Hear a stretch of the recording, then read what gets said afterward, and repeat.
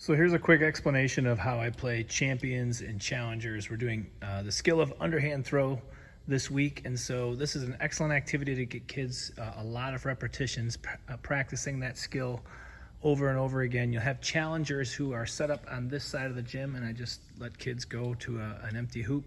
They'll have a spot with a ball on it. They are the challengers. They're going to start first.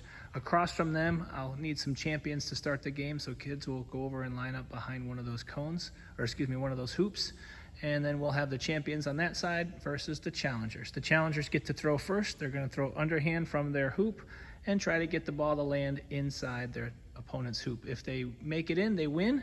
They leave the challenger side. They go become the champion. If they miss, the champion gets a chance to toss and throw at the challenger's hoop. If they make it in, they get to stay there and be champion again. If they miss, the challenger gets a turn to pick it up and play again. We continue to play, throw back and forth until somebody makes it in.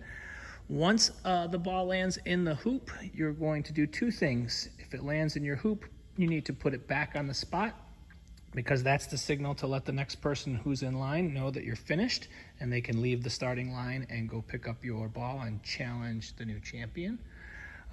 And you have to run around the gym, so they'll go all the way around that blue cone, around that yellow cone, around that green cone, and then they'll come back in here till they get back up here to the start cone.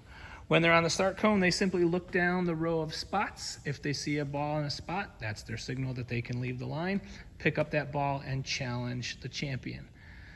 If we ever have a ball that lands, for example, right on the hoop, we call that in, because any part of the ball that's touching the floor inside the hoop counts. So if it was like this, touching the hoop but not in, that is not in. And so that usually settles any arguments if it's touching inside. And these are just rubber band balls, koosh balls. You can get these anywhere. I'm using the flat hoops today because they're just easier to manage.